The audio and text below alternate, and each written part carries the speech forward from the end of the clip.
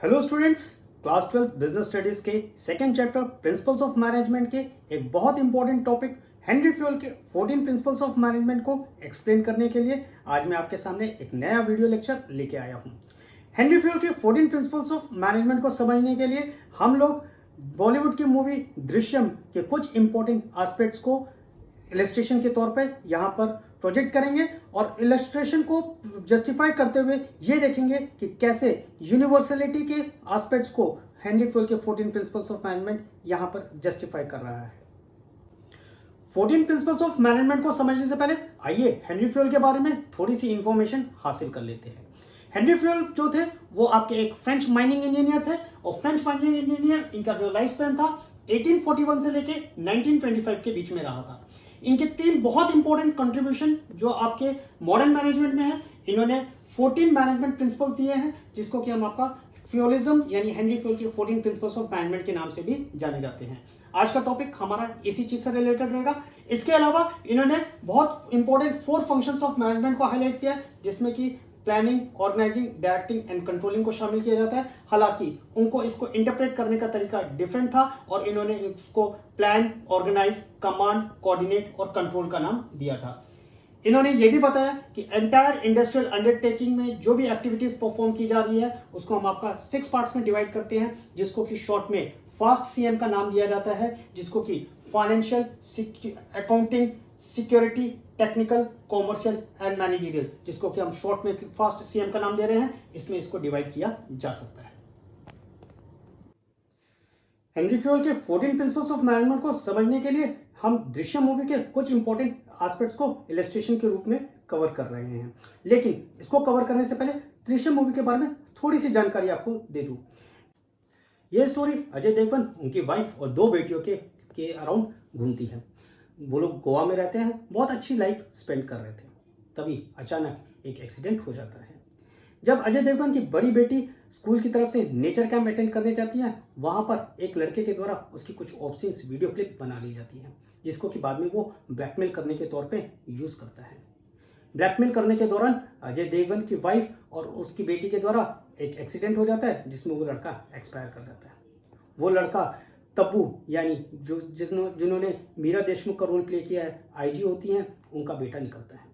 बाद में पुलिस और अजय देवगन की फैमिली के बीच में किस प्रकार से इंटोग्रेशन प्रोसेस होता है और किस प्रकार अजय देवगन अपनी फैमिली को उसमें से बचाकर निकालता है, ये मूवी इसी स्टोरी के ऊपर पूरी बेस्ड है। हम लोग इस मूवी को इसलिए ले रहे हैं क्योंकि हेनरी फ्यूल के 14 प्रिंसिपल्स ऑफ मैनेजमेंट की अगर हम देखेंगे तो इस मूवी में कई जगह हम उसको आपका एप्लीकेबल कर पाएंगे। तो आइए देखते हैं कि कैसे हेनरी फ्यूल के 14 प्रिंसिपल्स ऑफ मैनेजमेंट इस मूवी में आपके एप्लीकेबल होते हैं। Just for an illustration, students need not write such illustration in exam as a practice. आपको खाली इलस्ट्रेट करना है ताकि कॉन्सेप्ट आपको बहुत हद तक क्लियर हो जाए। तो हम लोग लेके चल रहे हैं हेनरी फ्यूल की 14 प्रिंसिपल्स ऑफ मैनेजमेंट। सबसे पहले आपको बता दूं, हेनरी फ्यूल की ये जो 14 प्रिंसिपल्स ऑफ मैनेजमेंट दिए गए हैं, इसी की वजह से इनको फादर ऑफ जनरल मैनेजमेंट या फादर ऑफ मॉडर्न मैनेजमेंट या फादर ऑफ एडमिनिस्ट्रेटिव मैनेजमेंट के तौर पे भी जाना जाता है। ये जो 14 प्रिंसिपल्स ऑफ मैनेजमेंट है, ये आपके शुरू होते हैं division of work, authority, discipline, unity of command, unity of direction, order, scalar chain, centralisation, remuneration, interest, spirit, equity, stability, initiative and spirit corps. ये 14 प्रिंसिपल्स ऑफ मैनेजमेंट जो है हेनरी फ्यूल के द्वारा दिए गए हैं। आइए हम लोग देखते हैं कैसे ये आपके काम करते हैं। ये जो 14 प्रिंसिपल्स ऑफ मैनेजमेंट है, इसको लर्न करने की अलग अलग टेक्निक्स है। कई लोग आपका सजेस्ट करते हैं, जैसे कि ये बोला जाता है a discuss our due. These are the 14 principles जिसको कि शॉर्ट में आपका कवर किया जा सकता है। 1 बाय 1 आपका लेके चलेंगे, या फिर बोलते हैं dad U C USSR O I C. इसके अलावा कुछ लोग यूज करते हैं CID, यूजर यूज सोडा। और एक्चुअल अगर सीक्वेंस वाइज देखा जाए, डैड USR CSO ESIE। तो these are the 14 principles of management. आइए हेनरी फेल के 14 प्रिंसिपल्स ऑफ मैनेजमेंट को एक एक कर देखते हैं। इनका जो फर्स्ट प्रिंसिपल था वो था division of work. Division of work क्या है, आइए देखते हैं। डिवीजन ऑफ वर्क में इन्होंने यह बताया कि division of work leads to specialisation. Division of work leads to specialisation. Specialisation कैसे आएगा? The work is divided into small task और जॉब्स। जो एंटायर वर्क है, एंटायर वर्क को छोटे छोटे काम में डिवाइड कर दिया जाएगा, और जब काम करवाया जाएगा तो a train specialist who is competent is required to perform each job. इनका कहने का ये मतलब था, आपको अगर काम अच्छे से करवाने हैं, सारे काम को आप डिवाइड कर दीजिए, छोटे छोटे पार्ट्स में डिवाइड करिए, और हर छोटे छोटे पार्ट्स को काम करने के लिए एक स्पेशलिस्ट की जो जरूरत होती है, उस स्पेशलिस्ट को आप यूज कर लीजिए। इनके शब्दों में, the intent of division of work is to produce more and better work for the same effort. Specialisation is the most efficient way to use the human efforts. तो इन्होंने बोला कि ह्यूमन एफर्ट्स को यूज करना है तो इसके लिए स्पेशलाइजेशन बहुत जरूरी है। और intent of division of work जो होता है, उसका इंटेंट जो होता है वो ये होता है कि ज्यादा से ज्यादा प्रोड्यूस किया जा सके और वर्क को सेम एफर्ट से अच्छे से परफॉर्म किया जा सके। बिजनेस में भी यही होता है कि work can be efficiently done if it is divided into small task और each perform by a specialist और a trained employee. This results in efficiency and effectiveness. जो हम लोग शुरू में फर्स्ट चैप्टर में हमने देखा था, एफिशिएंसी एंड इफेक्टिवनेस, इनका कहना था कि एफिशिएंसी और इफेक्टिवनेस अगर आपका लाना है तो उसके लिए हमारे पास एक स्पेशलिस्ट होना चाहिए, और वो स्पेशलिस्ट जो होगा स्पेशलाइज्ड टास्क को आपका परफॉर्म करेगा। इसी तरीके से हम ये देखते हैं कि किसी भी कंपनी में, चाहे वो फाइनेंस डिपार्टमेंट हो, मार्केटिंग डिपार्टमेंट हो, प्रोडक्शन डिपार्टमेंट है, ह्यूमन रिसोर्स डिपार्टमेंट है, कंपनी में स्पेशलिस्ट को रखा जाता है, और स्पेशलिस्ट को रखने के लिए एक सेपरेट डिपार्टमेंट्स जो होते हैं वो आपके क्रिएट कर दिए जाते हैं। कहने का मतलब है, डिवीजन ऑफ वर्क के लिए आपका वर्क जो है वो छोटे छोटे पार्ट्स में डिवाइड हो जाना चाहिए, और उसके लिए एक स्पेशलिस्ट की जरूरत होनी चाहिए जिससे कि स्पेशलाइजेशन लाया जा सके।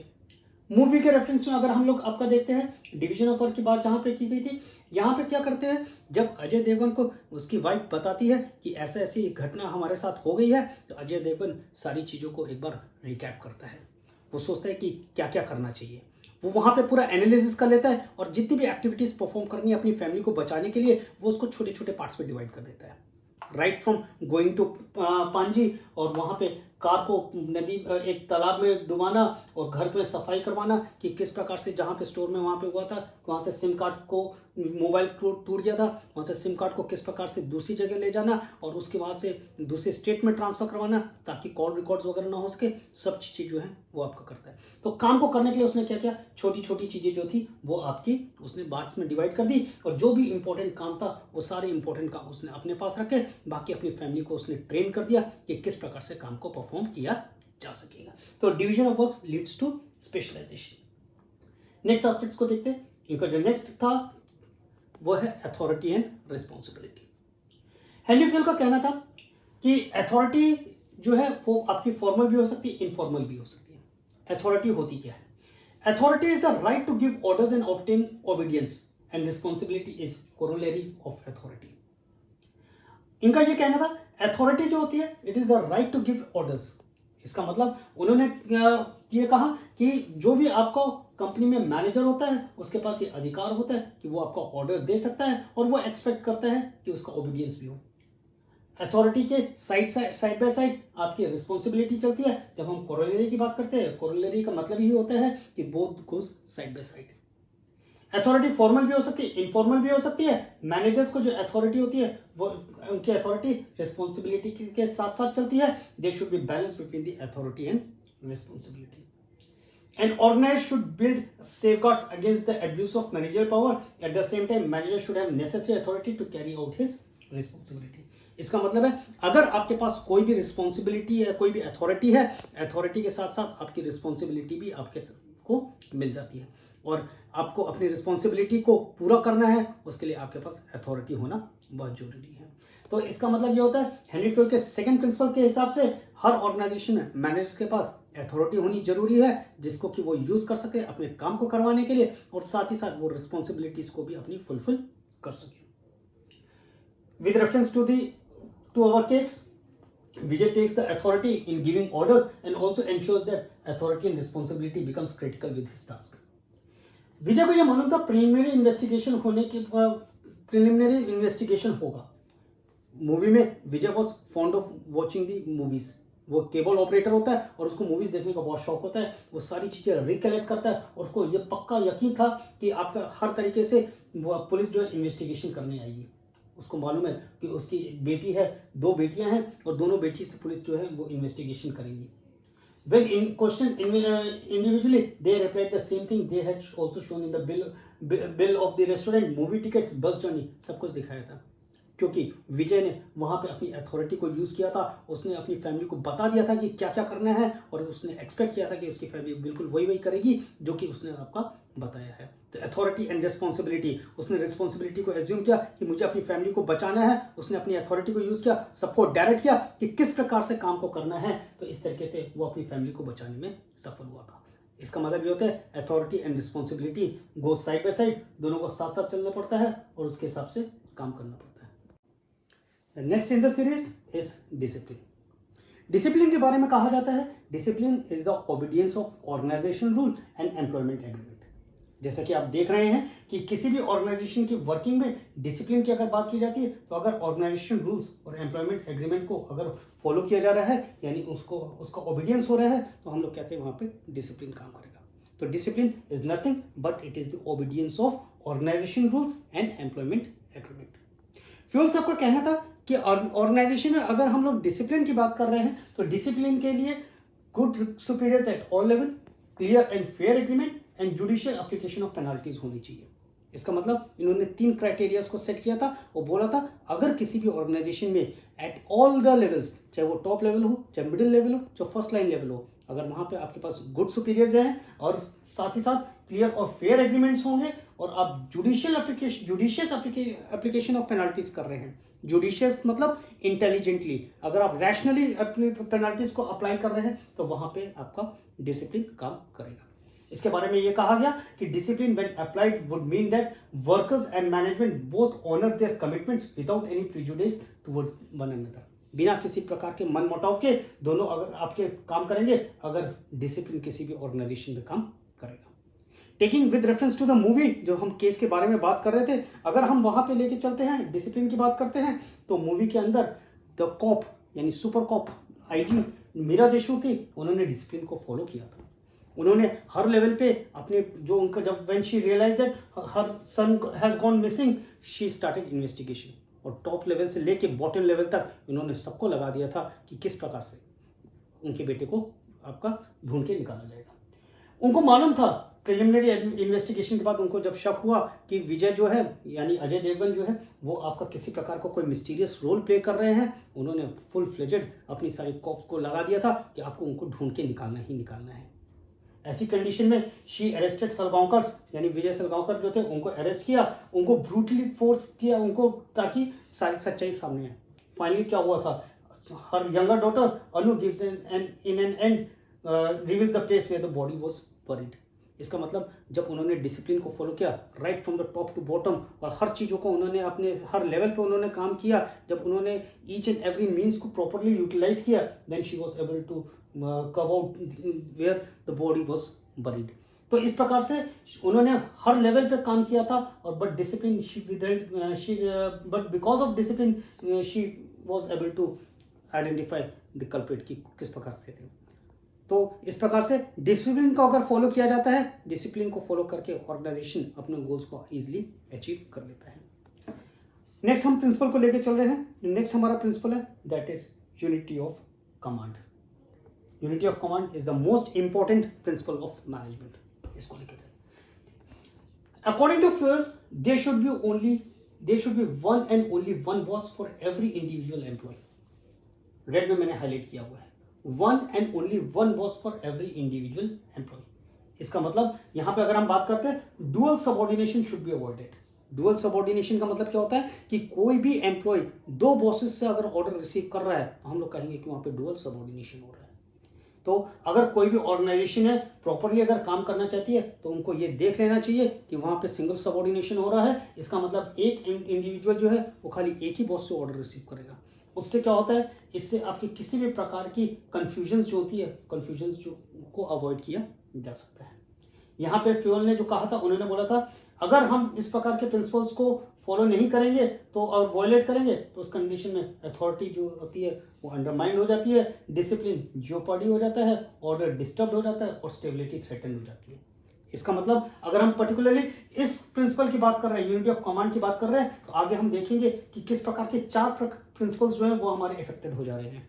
अथॉरिटी इफेक्टेड हो जा रही है, डिसिप्लिन इफेक्टेड हो जा रहा है, ऑर्डर इफेक्टेड हो जा रहा है, स्टेबिलिटी आपकी इफेक्टेड हो जाती है। तो ये प्रिंसिपल जो है पर्टिकुलरली आपका ये बताता है कि अगर एक एम्प्लॉय एक बॉस से ऑर्डर रिसीव ना करके अलग अलग बॉस से ऑर्डर अगर रिसीव करेगा तो उस कंडीशन में अलग अलग 4 प्रिंसिपल्स जो होंगे वो हमारे इफेक्टेड हो जाते हैं।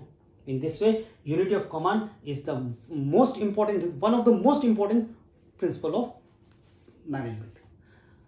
Taking with reference, हम लोग यहाँ पे देख लेते हैं यूनिटी ऑफ कमांड की जब बात आती है, Vijay Salgaonkar he was the only boss पूरी फैमिली के लिए। उन्होंने ये बोला all the 3 members, he was the direct supervisor. उन्होंने बोला कोई भी इंस्ट्रक्शन होगी मैं जैसे इंस्ट्रक्शन कहूंगा बिल्कुल आपको वैसे ही फॉलो करना है। ऐसा नहीं है कि बेटी मदर की बात मान रही है, छोटी वाली बेटी बड़ी बहन की बात मान रही है। There was only one boss, और वन बॉस का कहने का ये मतलब है कि वो पर्सन जो होगा वही आपको ऑर्डर देगा और उसी को सबको फॉलो करना है। He ensured that instructions were given to all the 3 members timely and stability on their statement is to be not to be threatened. उन्होंने अपनी बेटी को बिल्कुल क्लियर किया था, अपनी वाइफ को बिल्कुल क्लियर कर दिया था कि हो सकता है पुलिस इंट्रोगेशन के दौरान आपको चीजें गलत तरीके से प्रेजेंट करे। हमने आपको जो बताया हो सकता है वो बोले कि अलग अलग तरीके से चीज़ों को आपके सामने प्रेजेंट करें, लेकिन आपको वही फॉलो करना है जो मैं बोल रहा हूँ। तो उस कंडीशन में वहां पे क्या हुआ, यूनिटी ऑफ कमांड के प्रिंसिपल को उन्होंने फॉलो किया था, उनकी फैमिली ने फॉलो किया था। जैसा कि विजय सलगांवकर ने बताया था, उनके फैमिली मेंबर्स, वाइफ और उनकी दोनों बेटियां बिल्कुल उसी चीज को फॉलो कर रही थी। सिमिलरली आईजी मीरा देशमुख ने भी अपने ऑफिसर्स को क्लियरली इंस्ट्रक्शंस दिए थे कि जैसा मैं बोल रही हूँ बिल्कुल आपको वैसे ही करना है। लास्ट में अगर देखा जाए जो एक पर्टिकुलरली पुलिस ऑफिसर को बोला गया था कि इसके मुंह से उगलवाना है कि किस प्रकार की उन्होंने क्राइम को कमिट किया है, तो सारी पुलिस जो फोर्स थी या वो पर्टिकुलर जो पुलिस ऑफिसर था वो उस चीज को अनर्थ करने में लग गया था। तो यूनिटी ऑफ कमांड का प्रिंसिपल जो होता है वो भी आपका एप्लीकेबल होता है, and as we have seen ये one of the important principles की कैटेगरी में आ जाता है। Next is unity of direction. Unity of direction की जब हम बात कर रहे हैं तो यहाँ पे बोला है all the units of an organisation should be moving towards the same objective through coordinated and focused efforts. Unity of direction का जो कोर है, इस कोर के बारे में यह कहा जाता है each group of activities having the same objective must have one head and one plan. इसका मतलब किसी भी ऑर्गेनाइजेशन में हमने शुरू में देखा work is to be divided, division of work की बात की गई थी, work is to be divided in different parts. जब हम डिफरेंट पार्ट्स की बात कर रहे हैं इसका मतलब जो एक्टिविटीज होंगी वो एक्टिविटीज हमारी अलग अलग हो सकती हैं। तो किसी भी ऑर्गेनाइजेशन में जब हम डिवीजन ऑफ वर्क कर रहे हैं वो हमारी अलग अलग एक्टिविटीज में डिवाइडेड हो रहा है। All the group, each group of activities having the same objective, जितने भी ग्रुप ऑफ एक्टिविटीज होंगी जिनका एक ही ऑब्जेक्टिव होगा, अगर हम एक्टिविटीज की बात कर रहे हैं जितनी भी एक्टिविटीज है अगर उनका एक ही ऑब्जेक्टिव हो रहा है तो उसके लिए आपका one head and one plan होना चाहिए। वन हेड मतलब एक ही उसका बॉस होना चाहिए, एक ही पर्पस होगा और एक ही प्लान होगा।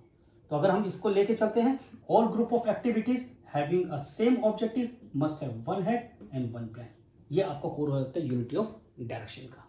इसका मतलब ये कहा जाता है कि यूनिटी ऑफ डायरेक्शन मीन्स अलग अलग भले ही आप एक्टिविटीज परफॉर्म कर रहे हो, लेकिन अगर उनका ऑब्जेक्टिव एक है तो उसका एक ही आपका हेड होना चाहिए और उसके लिए एक ही प्लान आपका बना होना चाहिए। इसी को हम कहते हैं unity of action and coordination. यहाँ पे जब आता है तो यूनिटी ऑफ डायरेक्शन से ही यूनिटी ऑफ एक्शन और कोऑर्डिनेशन किसी भी फंक्शन में आता है।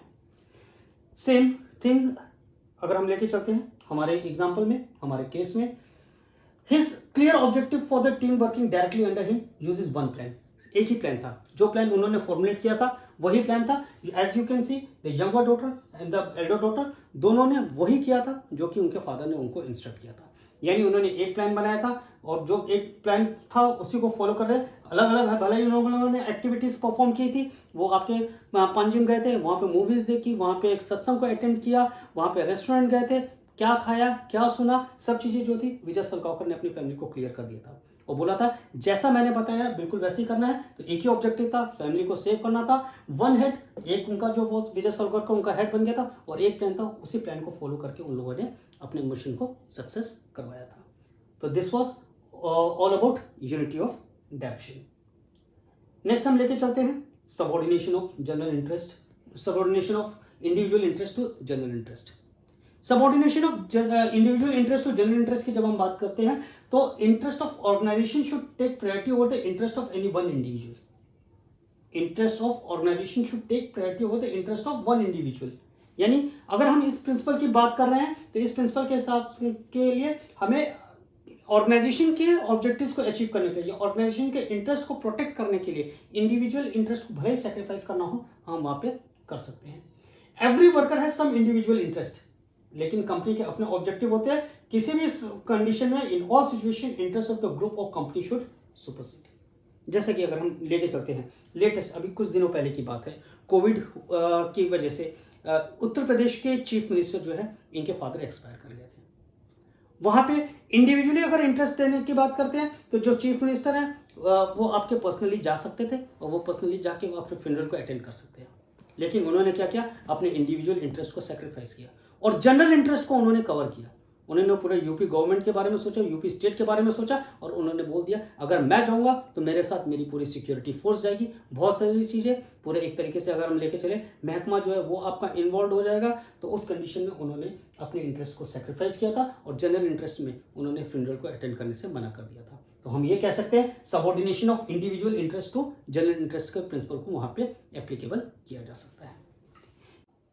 In context of the movie, he takes the mission of protecting the whole family.